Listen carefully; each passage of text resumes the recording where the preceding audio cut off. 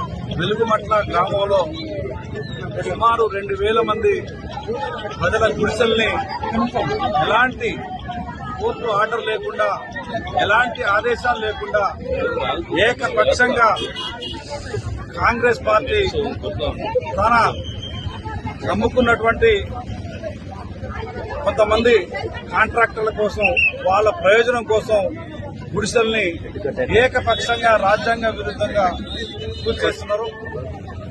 వెలుగుమట్ల గ్రామంలో భూదాన భూమి ఉంది. సుమారు 62 ఎకరాల భూదాన భూమి ఉంది. ఈ భూమిని సుమారు 14-15 సంవత్సరాల క్రితం పేదలు భూదాన బోర్డు ద్వారా పట్టాలు తెచ్చుకొని ఆ పట్టాలు రాజ్యాంగబద్ధంగా, చట్టబద్ధంగా వాళ్ళు నివాసం ఉంటున్నారు. వాళ్ళకి భూదాన బోర్డు వాళ్ళు పట్టాలు ఇచ్చిండ్రు. అదేవిధంగా హైకోర్టు వారు పట్టాలు ఇచ్చారు. భూదాన బోర్డు వాళ్ళు వాళ్ళకి అనేక మంది వాళ్ళ నివాసం ఉండడానికి హక్కు ఉందని చెప్పి పట్టాలు కూడా ఇవ్వడం జరిగింది. ఈ పట్టాలు ఇచ్చిన తర్వాత అనేక మంది వాళ్ళని ఇబ్బంది పెడతా ఉంటే, అనేక మంది ఆ భూమిని ఆక్రమించుకొని ఇబ్బంది పెడతా ఉంటే వాళ్ళు హైకోర్టుకి వెళ్లి హైకోర్టులో కూడా స్టే తెచ్చుకోవడం జరిగింది. హైకోర్టు వారు కూడా, గౌరవ తెలంగాణ హైకోర్టు వారు కూడా ఇక్కడ పేదలు ఉండవచ్చు, వాళ్ళని ఇబ్బంది పెట్టొద్దు, వాళ్ళు ఉండాలని చెప్పేసి హైకోర్టు వారు స్టే ఇచ్చారు, ఆదేశాలు ఇచ్చారు. రెవెన్యూ వాళ్ళు కానీ, పోలీసు వారు కానీ ఎవరు కూడా జోక్యం చేసుకోవడానికి వీలు లేదు అని చెప్పి చాలా స్పష్టమైన ఆదేశాలు హైకోర్టు వాళ్ళు ఇచ్చారు. అంతేకాదు హైకోర్టులో వాళ్ళకి నీళ్లు ఇవ్వండి, కరెంట్ ఇవ్వండి, వాళ్ళకి చీకట్లో మగ్గొద్దు, వాళ్ళ చిన్న పిల్లలు ఉన్నారు, వాళ్ళకి స్కూల్ ఏర్పాటు చేయండి, హాస్పిటల్ ఏర్పాటు చేయండి, కరెంట్ ఇవ్వండి, నీళ్లు ఇవ్వండి అని చెప్పేసి కూడా హైకోర్టు వాళ్ళు ఆదేశాలు ఇచ్చారు. అదేవిధంగా లోయర్ కోర్టు, ఖమ్మం కోర్టు వారు కూడా వాళ్ళని గుడిసెలు తీసేయడం కోసం, ఇంటి తీసేయడం కోసం ప్రయత్నం చేస్తే ఆ ఇంటి తీసేయవద్దని చెప్పి ఇక్కడ లోకల్ కోర్టు వారు కూడా ఆదేశాలు ఇవ్వడం జరిగింది. ఇంజక్షన్ ఆర్డర్ ఇవ్వడం జరిగింది.